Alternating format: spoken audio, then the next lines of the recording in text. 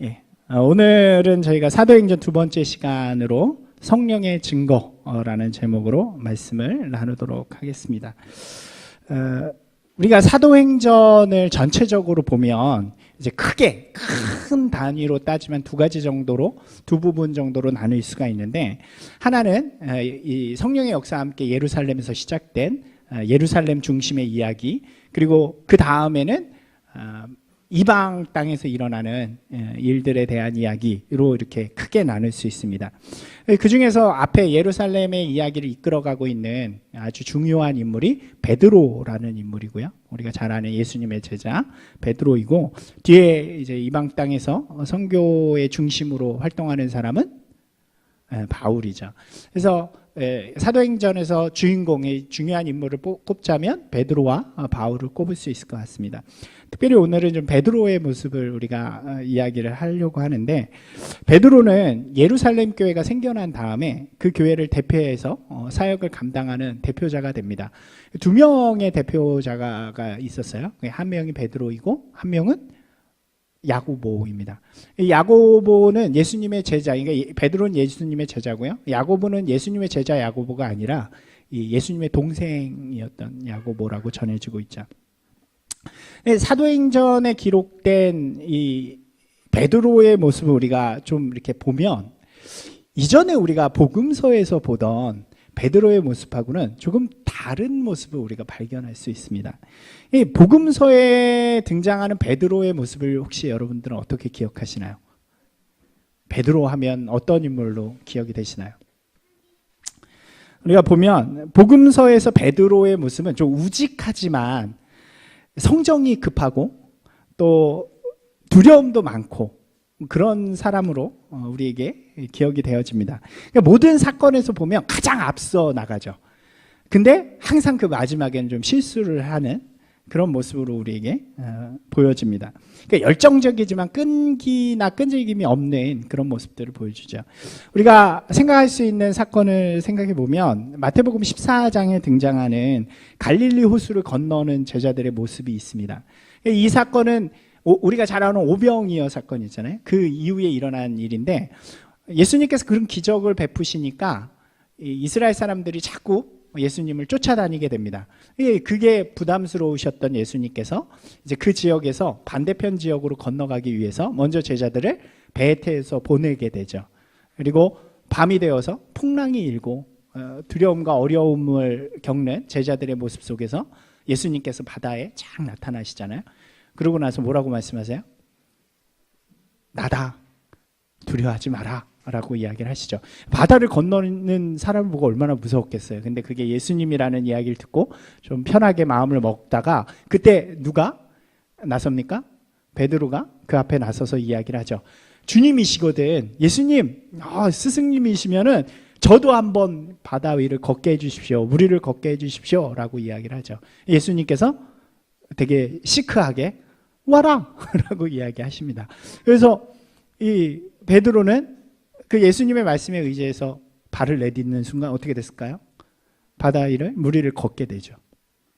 네. 근데 이 내용을 아주 단순하게 다루고 있어요. 그러고 나서 바로 어떻게 돼요? 바다를 걸었는데 그 다음에 풍랑이 치니까 무서워서 바다에 빠졌더라 이렇게 이야기를 하죠. 그리고 그 빠진 모습을 보고 예수님께서 믿음이 적은 자요, 왜 의심하느냐 라고 말씀하시면서 이 이야기는 마무리를 하게 됩니다. 어떻게 보면 이 베드로의 모습을 잘 보여주는 이야기 중에 하나라고 할 수 있을 것 같습니다. 매우 나서기 좋아하고, 그죠? 아무도 안 나서는 그 순간 나서길 좋아하고, 다혈질이지만, 그래서 바로바로 행하지만 현실 앞에서는 또 약해지고 이렇게 작아지는 베드로의 모습이라고 할 수 있을 것 같습니다. 이러한 모습들은 다양하게 보여줘요. 예수님을 그리스도라고 고백하는 그 순간에도 그 뒤에 실수를 해서 혼나게 되고, 또 예수님이 잡히시러 가는 그 순간에도 그런 모습을 보여주죠. 기억하시나요? 이 군인들이 잡으러 왔을 때 베드로가 칼을 빼서 이 군인들과 싸우려고 막 하는 그런 장면들이 있죠. 얼마나 다혈질이에요. 근데 이내 도망가죠. 그리고 예수님을 쫓아가다가 예수님을 3번 부인하기까지 하는 그런 모습들을 보여줍니다. 이게 바로 베드로가 가지는 복음서에서의 모습이에요. 그런데 지금 우리가 함께 보는 사도행전에서 이렇게 보여주는 베드로의 모습은 이전에 우리가 알던 복음서의 베드로하고는 참 많이 다르다는 거예요. 사도행전 2장에서 4장에 걸쳐서 이 예수 그리스도의 복음을 전하는 베드로의 모습이 등장합니다. 2장의 이야기는 우리가 그래도 많이 들어보셨죠. 그러니까 오순절에 성령의 임재가 임하고 그곳에 있던 성도들이 오순절 예루살렘에 모인 수많은 사람들에게 복음을 전하는 그 내용입니다. 오순절이 뭐냐면 유대인에게, 우리나라에게는 추석, 설이 있잖아요. 그것처럼 유대인이 지키는 굉장히 중요한 절기가 있는데 그것이 유월절, 그 다음에 오순절, 그 다음에 수장절이라 그래요. 한번 같이 해볼까요? 오순절, 6월절부터 유월절, 오순절, 수장절. 이 오순절은 77절이라고 부르기도 하고요. 그래서 49일, 50일이 지난 그 시간입니다. 그러니까 6월절부터 50일이 지난 날이 오순절이에요. 이 절기가 됐기 때문에 세계 각국에 있는 유대인들이 다 예루살렘으로 모이게 되는 거예요. 이게 수많은 사람들이 모인 그 장소에서 이제 베드로가 담대히 복음을 전하게 되는 거죠. 그리고 그 복음을 들은 사람들이 예수 그리스도를 믿게 되고 또 유대에 있는 사람들은 예루살렘 교회를 세우게 되고 또 각지로 흩어져 가고 그런 사건들이 이 장에서 일어나게 됩니다. 우리가 생각하면 이게 뭐 그렇게 대단한 일인가 생각해 볼 수 있겠죠. 근데 한편 다른 쪽으로 생각을 한번 해보면요, 이게 얼마나 떨리는 일이었을까를 생각할 수 있어요. 무슨 이야기일까요? 여러분, 예수님께서 이렇게 잡혀 죽으시잖아요. 예수님의 죄명이 뭐였는지 아세요? 예수님의 죄명이 유대인들에게는 신성모독이었어요. 하나님의 아들이라고 하는. 그러니까 유대인에게 가장 큰 죄였고요.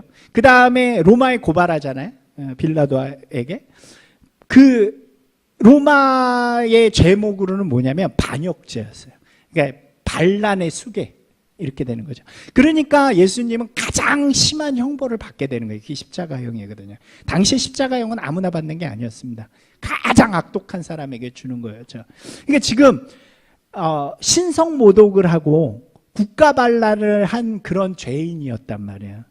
근데 이 예수님께서 죽으신 날이 언제냐면 지금 복음서의 2장에 등장하는 오순절로부터 50일 전이에요. 그러니까 2달도 채 되지 않은 시간이죠. 근데 그 2달도 채 되지 않은 그 시점에 베드로가 이 많은 사람들 앞에서 뭐라고 이야기하는 거예요? 반역자로 죽고 신성모독으로 죽은 그분이 진짜 메시아야.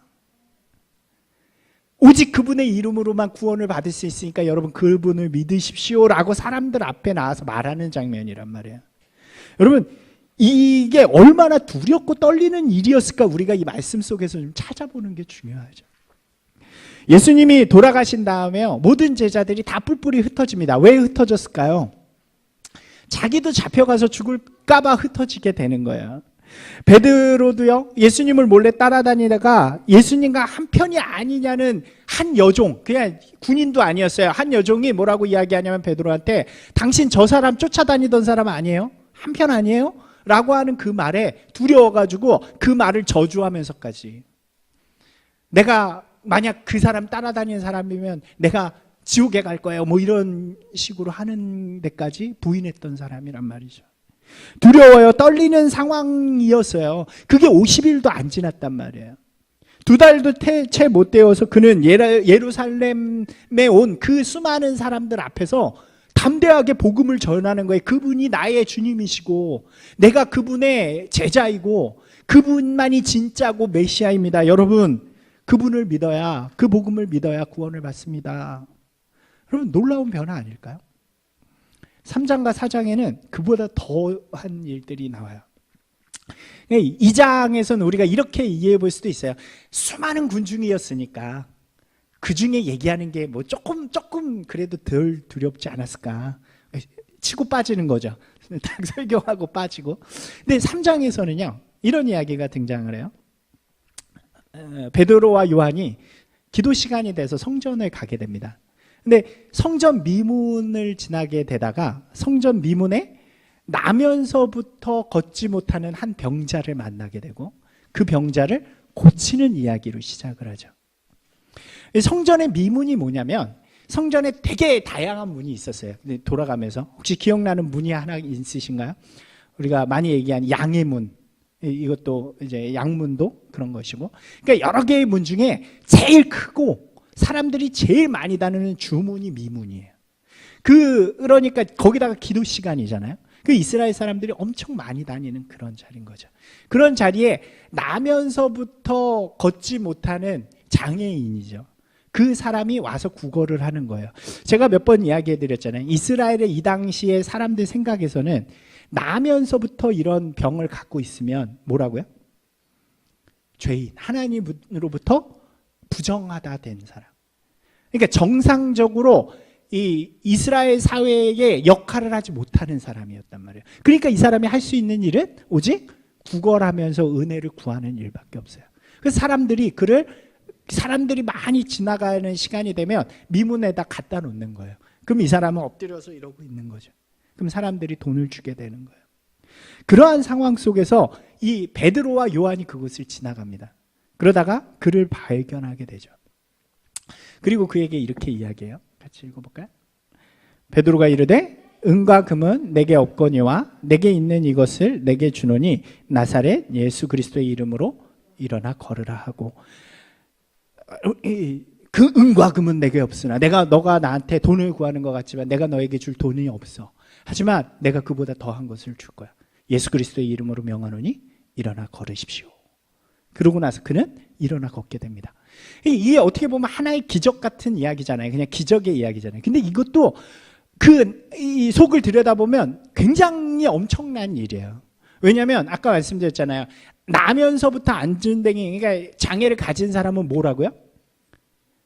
하나님으로부터 죄인이 된 거예요. 그럼 그가 일어나게 되었다는 것은 무엇을 의미할까요? 구원을 의미하는 거예요. 죄로부터의 구원을 의미한다면. 근데 그 구원을 누구의 이름으로 선포를 해요? 예수 그리스도의 이름으로 선포를 하게 되는 거죠. 사람들이 많은 곳에서 예수 그리스도의 이름으로 너 구원받을 것이야. 그러니까 이 사람이 일어나서 구원을 받게 되는 상황이죠. 여기가 어디라고요? 성전이에요. 성전. 성전은 제사장들, 바리새인들, 사두개인들, 서기관들 이런 사람들이 있는 곳이란 얘기죠. 그러니까 얼마나 두렵고 떨리는 그런 상황 속에서 이 베드로가 얼마나 담대하게 예수 그리스도의 이름을 외치는지 여기 보여지는 거죠. 이 일이 있고 나서 어떤 일이 계속 진행이 되냐면, 그러고 나서 베드로와 요한은 안으로 들어갑니다. 우리가 여기도 이렇게 생각해 볼 수 있어요. 크게 얘기 안 하고 이 사람만 듣게 예수 그리스도의 이름으로 명하노니 일어나 걸으십시오. 그렇게 해서 다른 사람들 모르게 할 수 있잖아요. 근데 그렇게 하지 않았어요. 보면요, 이 베드로와 요한이 성전으로 들어가니까 이 일어난 사람이 너무 신기한 거야. 자기가 구원받은, 이 고침을 받은 게요. 그래서 이게 무슨 일이냐고 하면서 베드로를 붙잡게 됩니다. 그게 어디냐면 성경에 한번 보시겠어요? 여기에는 없는데 사도행전 3장 말씀이에요.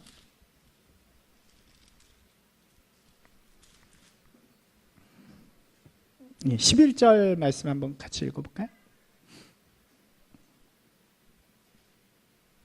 같이 읽겠습니다. 나은 사람이 베드로와 요한을 붙잡으니 모든 백성이 크게 놀라며 달려나아가 솔로몬의 행각이라 불리는 행각에 모이거늘, 이렇게 되어 있잖아요. 그러니까 가서 이 사람이 잡은 거예요. 아까 말씀드렸잖아요. 이 사람은 늘 그곳에 오는 사람이었기 때문에 그곳을 지나다니던 이스라엘 유대 백성들은 대부분 이 사람이 어떤 사람인지 알고 있단 말이에요. 근데 그 사람이 갑자기 일어나서 지나가는 사람을 쫓아가요. 달려서. 그리고 붙잡으면서 이게 어찌된 일입니까 하니까 그 주변에 있던 사람들이 다 놀라는 거예요. 저 사람 어떤 사람, 못 걷는 사람이 어떻게 저렇게 뛰지? 그러면서 모인 곳이 솔로몬의 행각이라는 곳에 모이게 돼요. 그곳이 어떤 곳이냐면 성전에 이제 주된 곳으로 들어가기 전에 바깥에 있는 이를테면 야외 홀 같은 거예요. 그러니까 거기서 어떤 일들을 많이 하냐면 율법사들이 율법을 가르치고요. 바리새인들이 법을 가르치고 서기관들이 그 사람들을 모아놓고 가르치고 강론하는 곳이 그런 곳이란 말이에요. 그럼 거기에 어떤 사람들이 있었을까요, 주로? 지금 그런 사람들이 있는 거예요. 바리새인도 있고 서기관도 있고 예수님을 잡아 죽였던 사람들이 거기 있는 거예요. 근데 그곳에 모인 이 베드로가 그곳에 모여 있는 사람들에게 이 사람에 대해서 이야기하기 시작해요.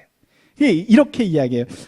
성경을 읽어보면 엄청 돌직구예요, 베드로가. 이게 이 복음서의 베드로와 사도행전의 베드로가 같은 사람일까 생각할 정도로 그 정도로 이야기해요. 정리해서 제가 한번 이야기해 볼게요. 이렇게 이야기해요. 내가 이 사람을 고친 것이 내 능력인 줄 알고 여러분들이 이렇게 놀래서 찾아왔습니까? 아니요. 그는 예수 그리스도의 능력입니다. 이미 예수 그리스도를 우리에게 주셨는데 당신들이 몰라보고 죽이지 않았어요? 돌직구예요. 당신들이 죽였잖아요. 근데요, 그는 죽었지만 다시 살아나셨습니다. 그리고 구원의 이름이 되어서 이 사람을 병으로부터, 죽음으로부터, 죄로부터 구원하셨습니다. 여러분, 그때는 몰랐으니까 괜찮습니다. 용서해 줄게요. 이제 회개하고 예수 그리스도를 믿음으로 구원을 받으십시오 라고 이야기합니다. 어디에요? 성전 안에서요.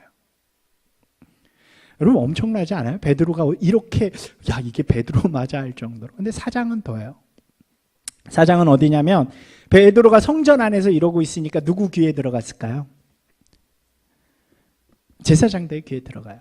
그래서 사람들을 시켜서 이 베드로를 데리고 공회로 가게 됩니다. 그러니까 공회가 어떤 곳이냐면 예수님을 재판했던 곳이에요.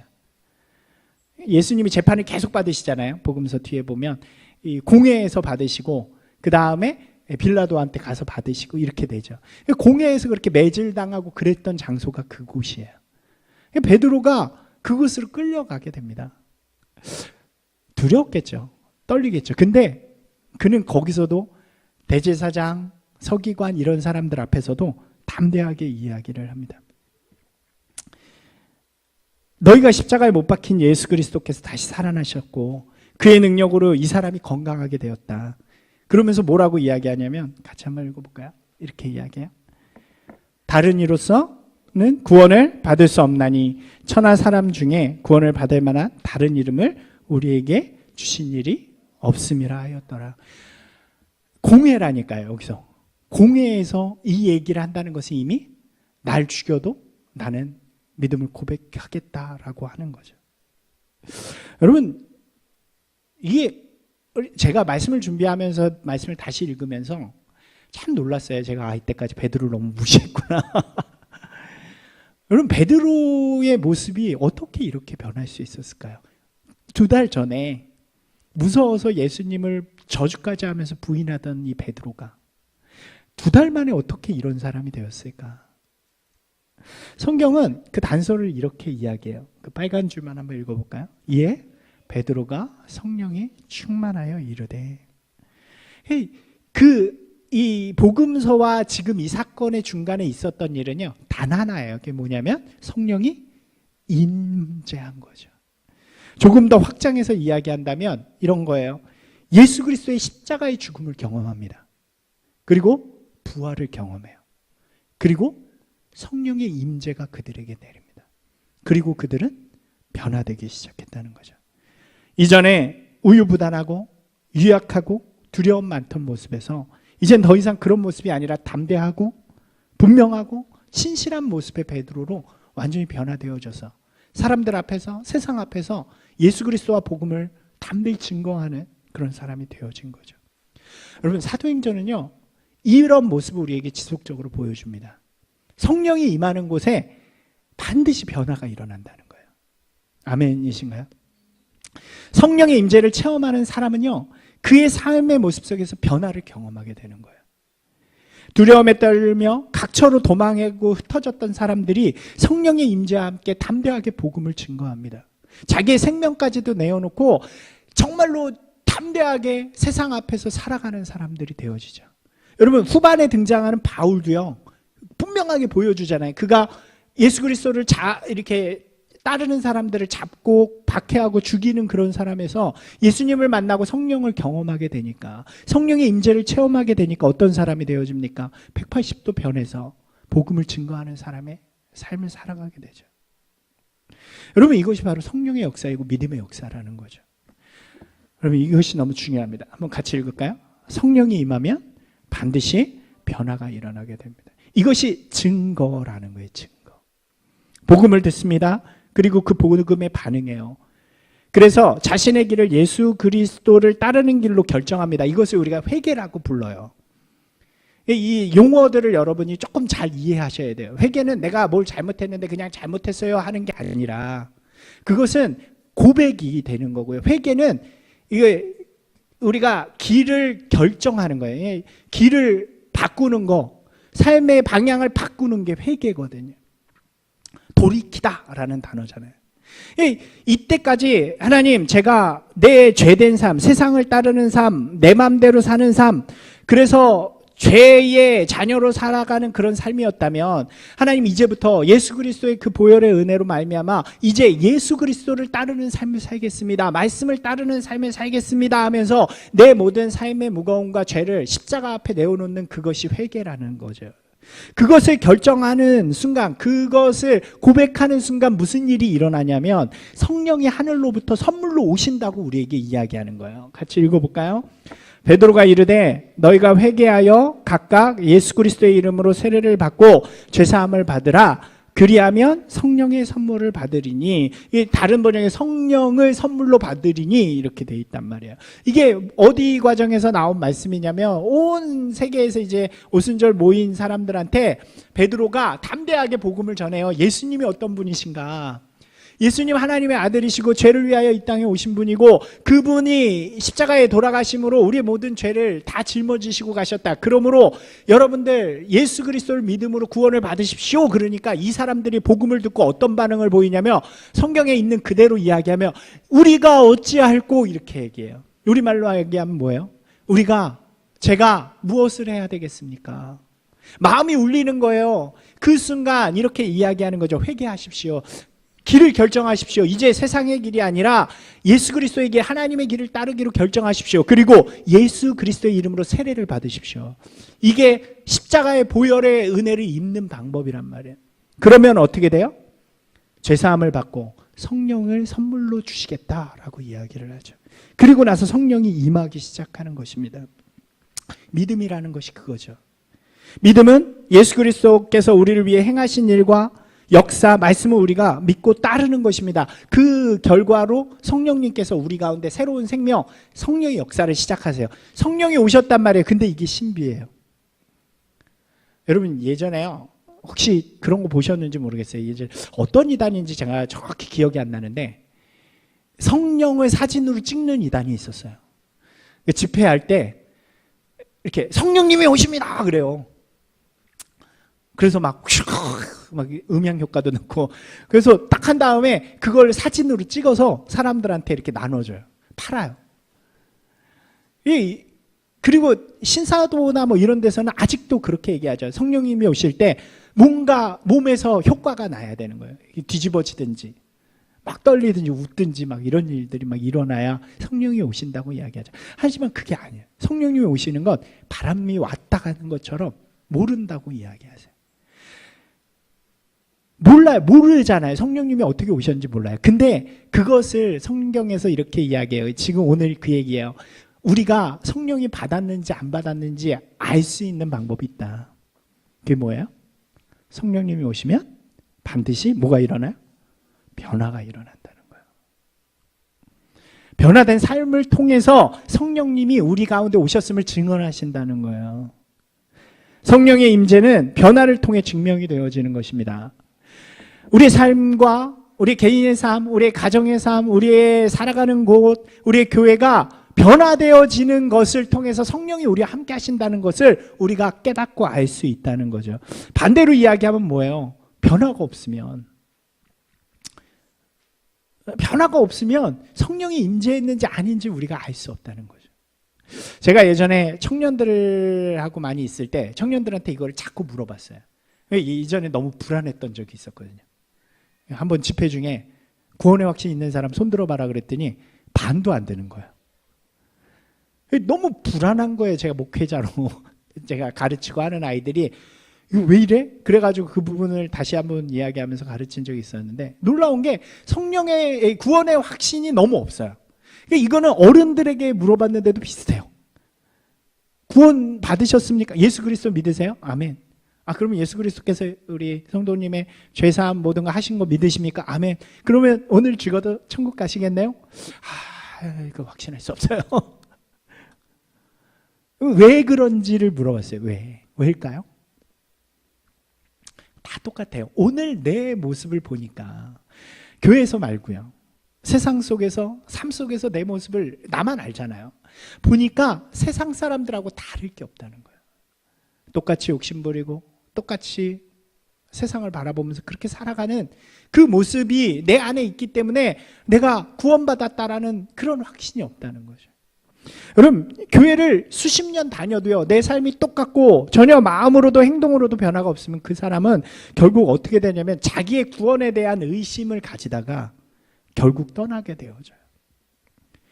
성령의 임재의 확실한 증거는 변화가 되어지는 것입니다. 변화가 있어야, 우리의 삶에 이전과 이후의 변화가 반드시 존재해야, 어제보다 나은 오늘이 되어져야 성령이 우리와 함께 하신다라는 것을 내가 분명히 확신할 수 있다는 거죠. 그럼 이제 불안하시잖아요. 나에게 무슨 변화가 있나. 오늘 그 말씀을 조금 더 나누려고 해요. 성령을 통해 우리 안에서 일어나는 변화가 어떤 모습인가? 어떤 변화가 있을까요? 그럼 가장 먼저는 믿음의 변화예요. 말씀이 믿어지는 거예요. 말씀이 믿어지고 말씀이 감동되고 말씀이 이해되는 것입니다. 지난주에 말씀드렸죠. 성령의 역할 중에 가장 중요한 것이 바로 지혜의 영, 우리로 말씀을 깨닫게 하시는 영이라고요. 우리 안에 성령님이 오셨다는 증거가 뭐냐면 말씀이 좋아지고 말씀을 들으면 믿어지고 아멘이 나오고 내 삶에 그 말씀대로 하고 싶어하는 마음들이 생겨지는 거란 말이에요. 성령께서 우리 안에 임하시면 말씀이 실제가 됩니다. 여러분 보세요. 성령님이 안 오신 사람들에게는요, 이 말씀은요 그냥 하나의 책일 뿐이에요. 이렇게 교양서적 그렇게 읽는 사람들도 많죠. 예수님 4대 성인 이러면서. 그러나 성령님이 임하시면 그분의 말씀이 생명이 되고 영생이 되고 우리의 믿음으로 고백되어지는 말씀이 되어진다는 거죠. 반대로 이야기하면 성령의 임재를 경험하지 못한 사람은요, 말씀이 믿어지지 않고요, 말씀하고 상관없는 삶을 살아가게 되고요, 말씀을 상관하지 않는 행위를 하게 되는 거죠. 여러분, 여러분의 삶을 잘 들여다보세요. 여러분의 삶에 말씀의 역사가 없다면 아직 잘 모르는 거예요. 이 성령님은 우리와 함께 하신다. 이것은 말씀이 우리 가운데 역사하게 된다는 것을 의미하죠. 이게 믿음의 이야기예요. 그 다음은 뭘까요? 소망이에요. 소망. 이 성령님께서 우리 안에 계시면 어떤 일들이 임재하시면 어떤 일들이 일어나냐면 하나님의 역사를 꿈꾸기 시작하는 거예요. 가장 먼저 일어나는 소망은 영생의 소망이죠. 우리가 죽어도 천국을 갈 수 있다는. 그래서 오늘 우리 앞에 있는 현실과 우리 앞에 있는 어려움들이 아무리 크다 할지라도 우리가 좌절하지 않고 낭망하지 않고 다시 일어설 수 있는 힘은 바로 우리 안에 이 성령님께서 주시는 소망이 있기 때문이죠. 성령이 우리 가운데 오셔서 하시는 역사가 바로 그거예요. 성령의 소망을 주시는데 그 영생의 소망뿐만 아니라 우리 삶에 대한 비전도 주신단 말이에요. 그래서 자꾸 꿈꾸는 사람으로 만들어 가시는 거예요. 오늘보다 더 나은 나의 삶. 여러분, 그걸 자꾸 꿈꾸셔야 돼요. 바라보셔야 돼요. 비록 우리가 지금은 많이 사람이 없고 그럴지라도 교회를 위해서 여러분들이 꿈꾸고 기도하셔야 돼요. 비록 내 삶이 지금 조금 연약하고 부족할지라도 여러분의 삶에 아름다운 하나님의 역사, 열매들이 일어나는 것을 눈을 감으면 보여져야 되고 그것을 바라보면서 기도하고 꿈꿔야 된단 말이에요. 가정도 마찬가지고. 그게 없으면 성령님께서 역사하시지 않는 거예요. 성령님이 역사하신다는 그 증거가 뭐냐면 내가 꿈꾸고 있는 거예요. 그래서 늘 기쁠 수 있고 늘 감사할 수 있고 늘 기대할 수 있는 그것이 바로 소망이 되어지는 거죠. 마지막으로 사랑인데요. 그런 거죠.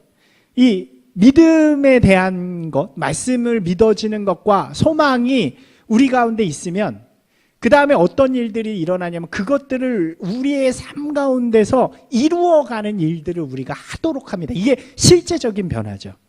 그러니까 믿음이나 소망은 우리 안에서 일어나는 거라면 이 믿음과 소망을 이루어가기 위해서 우리의 삶 가운데 사랑의 모습을 드러내는 것은 실제적인 일입니다. 그러니까 믿음은 과거의 것들을 우리가 오늘 믿는 것이라고 한다면 소망은 미래의 것들을 우리가 가지는 거죠.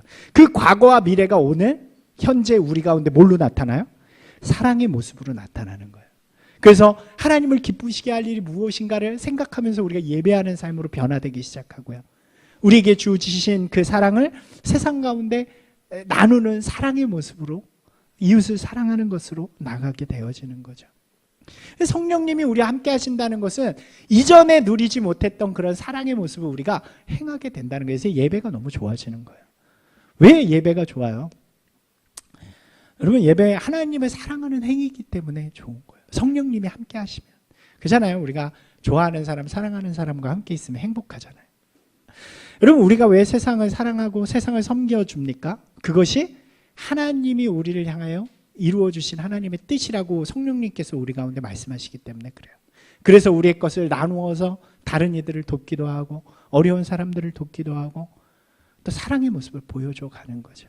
이러한 변화들, 그러니까 믿음의 변화들, 소망의 변화들, 사랑의 변화가 우리의 삶 가운데 있다는 것, 그것이 바로 성령이 우리와 함께 하신다는 증거라는 거예요.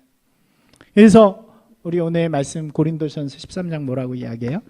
그런즉 믿음, 소망, 사랑, 이 세 가지는 항상 있을 것인데 그 중에 제일은 사랑이라 이야기하는 거죠. 이 말씀이 이해가 되시나요? 제가 이번 주에 이렇게 성경 공부하는 성도님하고 이야기를 하다 이 말씀이 제 마음 가운데 꽂혔어요. 이 말씀을 많이 알아도 정확히 이해가 안 됐거든요. 왜 믿음, 소망, 사랑이 항상 있는데 그 중에 제일이 사랑일까? 근데 이 말씀이 어디에 등장하는 거냐면 고린도전서 12, 13, 14장이 은사장이라고 불러요. 그 중에서 13장은 사랑장이라고 우리가 부르죠. 12장에 뭐가 나오냐면 성령이 있는 성령의 은사들을 쭉 나열을 해줘요. 무슨 방언의 은사, 예언의 은사, 치료의 은사 막 이런 거 쭉 나오죠. 그러니까 바울은 이렇게 이야기하는 거예요. 그런 은사가 성령의 은사라고 강조하는 게 아니라 너희들이 이런 은사들을 많이 받았다고 이야기하는데 성령이 진짜로 우리 가운데 나타나는 은사 증거는 뭐냐면 사랑입니다 라고 이야기하는 거예요.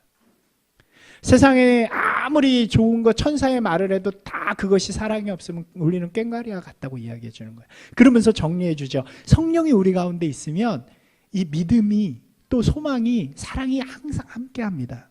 그런데 그 중에 제일은 사랑이에요. 왜 사랑이 제일이라 그랬을까요? 아까 말씀드렸잖아요. 드러나는 것이기 때문에. 고린도 교회에는 드러나야 됐거든요. 여러분, 우리 가운데 이런 역사들이 일어나기 원합니다. 있기를 소망합니다. 여러분 어떠신가요? 믿음, 소망, 사랑을 가지고 계신가요? 성령님이 우리 가운데 오시면 또 우리와 함께 하시면 이런 변화들이 일어나는 거예요. 그리고 일어날 때에 우리가 자꾸 반항하면 조금밖에 일어나지 못하는 거고 우리가 그 말씀에 순종해서 살아가면 그 변화들이 놀랍도록 아름답게 일어나게 되는 거죠. 사도행전으로 다시 돌아가 볼까요? 좀 마무리하겠습니다. 성령의 임재가 이러한 일들을 예루살렘에 일으킵니다. 교회에 특별히 일으켜요.